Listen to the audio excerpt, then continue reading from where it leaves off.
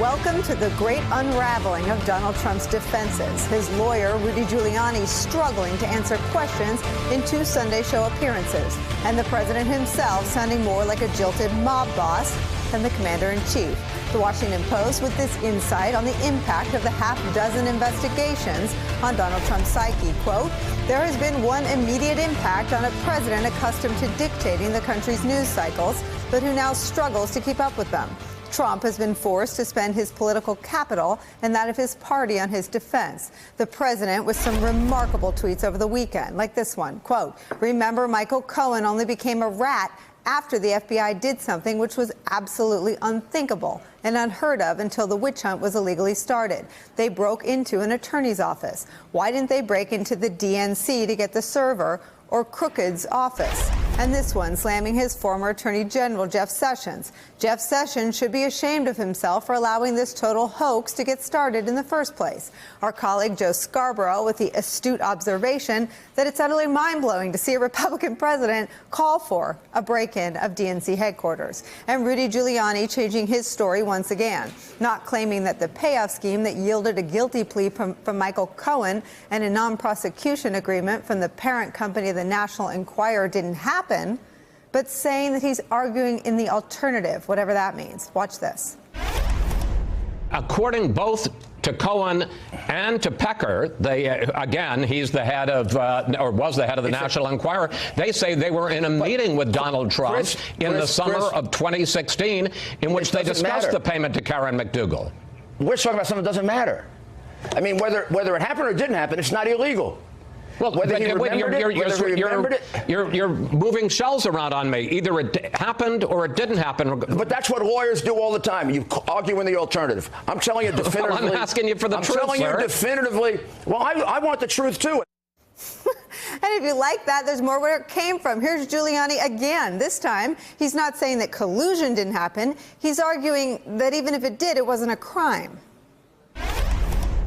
And did Roger Stone ever give the president a heads up on WikiLeaks leaks concerning Hillary Clinton and the DNC? No, he didn't. No. Not at all. I don't believe so. But again, if Roger Stone gave anybody heads up about WikiLeaks leaks, that's not a crime. Depends on what the definition of a crime is, huh?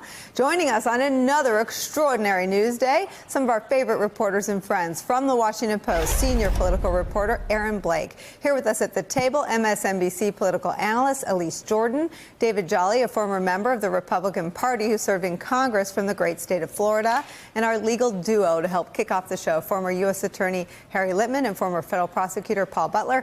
What was that? It's sort of like My Cousin Vinny meets, I mean, I don't even know what that was. By Giuliani? Yeah, it was a little perplexing, right? Because, of course, it's a crime depending on what Stone is telling him about. We already know there's a crime. The crime has to do with a conspiracy with Russians who have already been indicted and to hack Podesta's emails. And if Stone knows about it and is dropping the hint or coordinating with Donald Trump, that's not like saying there's something in the New York Times, which is what the way Giuliani has put it.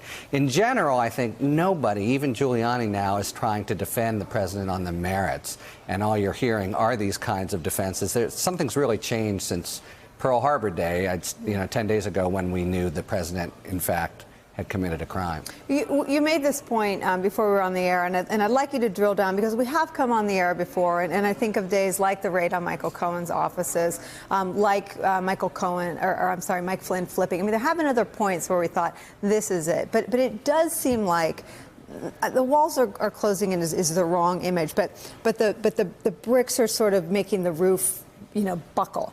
And you spoke to the collusion question, but there also was a bizarre dissembling going on the question of the campaign finance violations, which are so clear that the president's dear friend, Mr. Pecker, signed a non-prosecution agreement.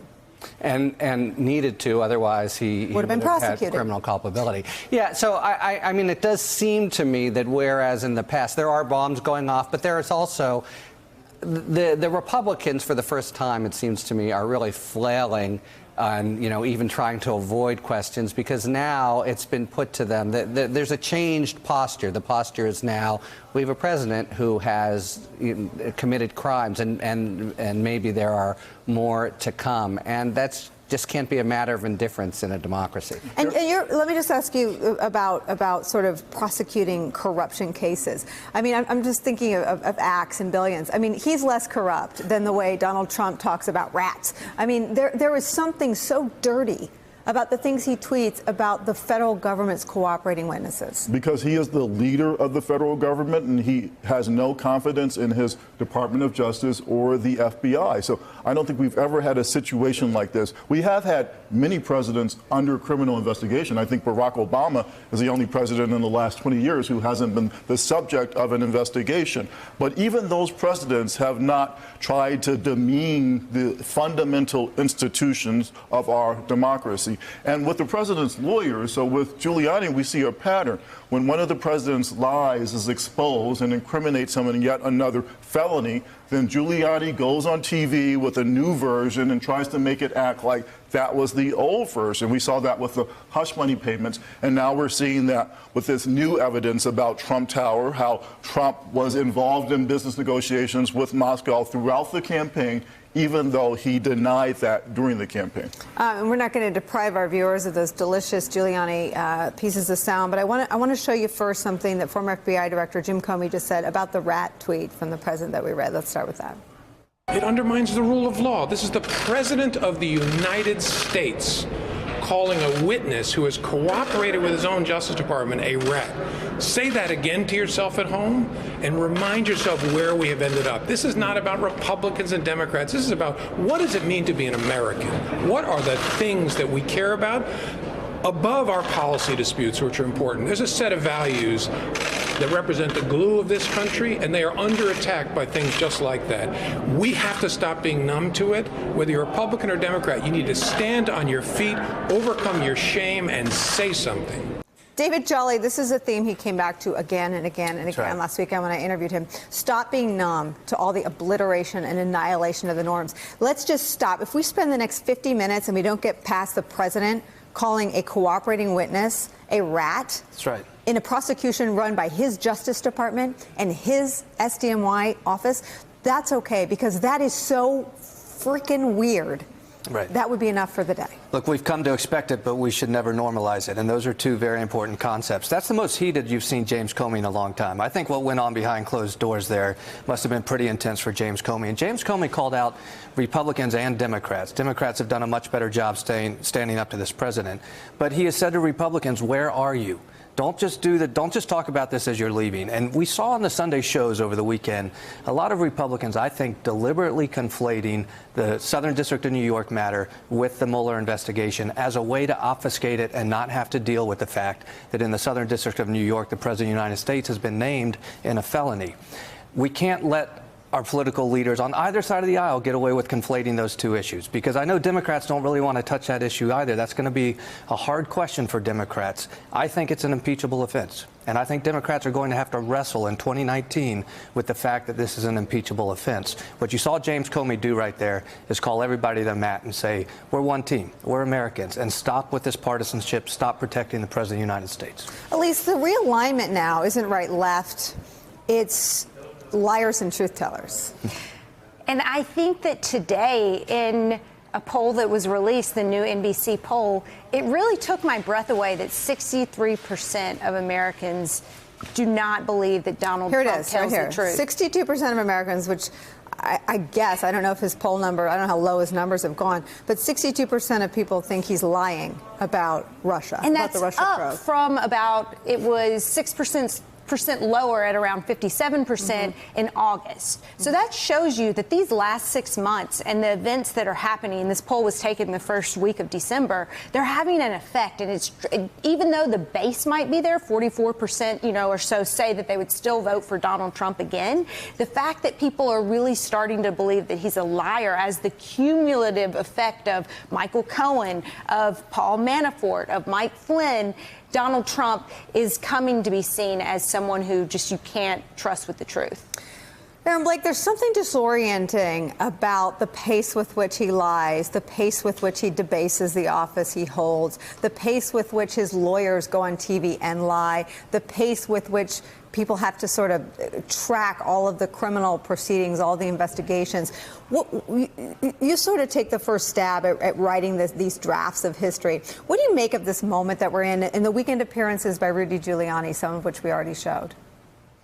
Yeah, I was thinking a couple days ago, I read our Washington Post headline about how the president had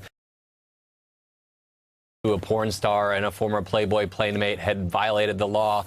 Even just a year ago, before we first started hearing about Stormy Daniels and Karen McDougal, if you were to imagine that headline, even in the early parts of the Trump presidency, I'm not sure that you would have believed that we're actually there. Look, the president's best friend in a lot of this is his kind of constant barraging of the media, constant barraging of the American people. There is a kind of steady lowering of the bar, a rolling back of past denials that will regularly kind of desensitize us. And so I think to the extent that people aren't clued into all of the specifics of these things like we are, the things that we're talking about right now, they don't necessarily think that what President Trump is doing is necessarily different from what other presidents and politicians do. They just kind of they tune it out because it's just too much to handle. There's so much detail here. A lot of it's very fine legal minutia, and that's his best friend as far as moving past this and getting people to throw up their arms. But, you know, we have seen a steady erosion, and it continues, of many of the institutions, many of the norms in this society. Whether you agree with that being a good thing or not, it's a fact of life that the president has done it, and he has done it in a very strategic way, I would argue. And Aaron, here's the president's lawyer, Rudy Giuliani, basically admitting to what you just said. Let's watch. Southern District says you can get out of jail if you do this. He's got 3 years now. There's a real motivation to sing like crazy. He's got to do a lot of singing to get out of the 3 years. And he will say whatever he has to say. He's changed his story 4 or 5 times. So is the president. President's not under oath. Yeah, he changed his story 4 or 5 times, but George, he wasn't under oath. Well, I mean, I don't know how George kept a straight face. It was pretty remarkable. I think that entire interview was about not necessarily denying things, but kind of just saying things are the way they are. You know, the fact that there was the possibility of the president and Cohen talking about these things beyond the summer of 2016 as far as Trump Tower Moscow. There was even a time where Rudy Giuliani seemed to admit that these hush money payments may have carried a campaign purpose to them, but he was saying because they were also personal in nature that they weren't campaign finance violations. They are no longer arguing the merits of these cases. They are no longer disputing the facts as they are aligned. They are just saying that basically none of this is a crime, one, because the president is the president and can't be indicted, and two, because the legal threshold is just so high for a lot of these things that they're basically redefining the legal arguments and letting people decide what they want to believe is true. And this, Harry Litman, is what's so stunning. They'd done this around obstruction of justice over the summer. They said first he didn't obstruct justice, then they said he can't obstruct justice, and then they said he can't be indicted while he's president for obstructing justice. That has moved to the heart now of the Mueller probe, the collusion question. And here's New York Magazine reports over the weekend, Giuliani's comments that Aaron was talking about seem to indicate that he knows that Trump did have a heads up from Roger Stone, but does not know if Mueller will be able to prove it. Hence, his competing impulses to deny the accusation but prepare a fallback defense in case that denial becomes inoperable. Let's watch that part, because I think it's important. It goes to the heart of what this is all about. Did Donald Trump know that Michael Cohen was pursuing the Trump Tower in Moscow into the summer of 2016? According to the answer that he gave, it would have covered all the way up to November of 2016. Said he had conversations with him about it. The president didn't hide this. They know. Earlier, they had said those conversations stopped in January 2016. I mean, the date, until you actually sit down and answer the questions, and you go back and you look at the papers and you look at the trend, you're not going to know what happened. That's why lawyers, prepare for those answers. Okay, I need to recap that because my brain can't process all that.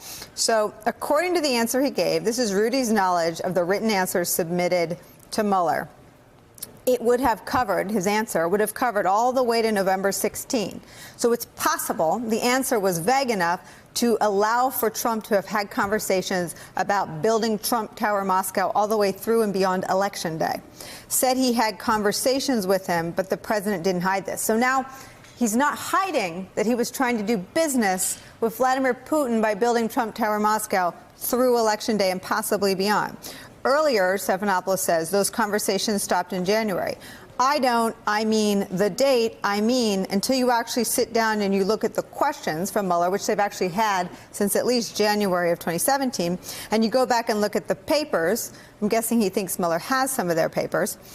And you look at you're not going to know what happened. That's why lawyers, prepare the answers. Right. Where are we? Yeah, so I mean 2 points. So first, we're in this very serious point of the so-called political synergy where you have Trump's commercial fortunes and his political fortunes intertwined. He drew the red line, but he's obliterated it himself because the crime and criminal conduct he's being investigated for has precisely to do with his mixing of his business and motivations. But I just have to go back to combine this answer with what he told George Stephanopoulos and just underscore, we laughed in disbelief, but the contempt it shows for the notion of the truth. Over my dead, remember, he kept Trump from answering anything except very carefully sort of written questions, and now they're a little trapped on that one question of did it go until November, October, et cetera. Right.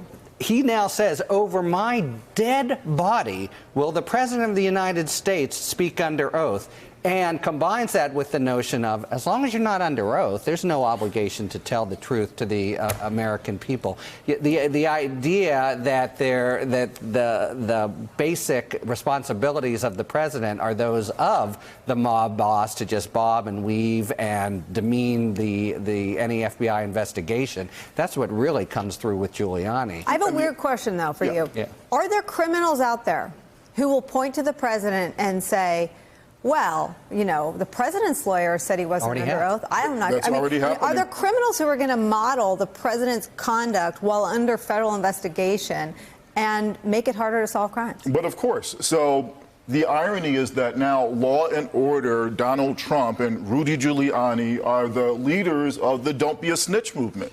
And the concerns they have about cooperating witnesses are legitimate. There is an incentive to tell the prosecutor what she wants to hear in order to get a good deal in your case, which is why Mueller has backed up everything that Cohen has said with forensic evidence, like those tapes that Cohen made of Trump, emails, texts, and eyewitness testimony from people like Alan Pecker, who will say, yes, the deal was going down at the time that Trump was lying about it. And again, the concern with Trump lying about stuff that's happening in Russia is it's not just Pecker and Cohen who know, the Russians know, which exposes the president to blackmail. Hey there, I'm Chris Hayes from MSNBC. Thanks for watching MSNBC on YouTube. If you want to keep up to date with the videos we're putting out, you can click subscribe just below me or click over on this list to see lots of other great videos.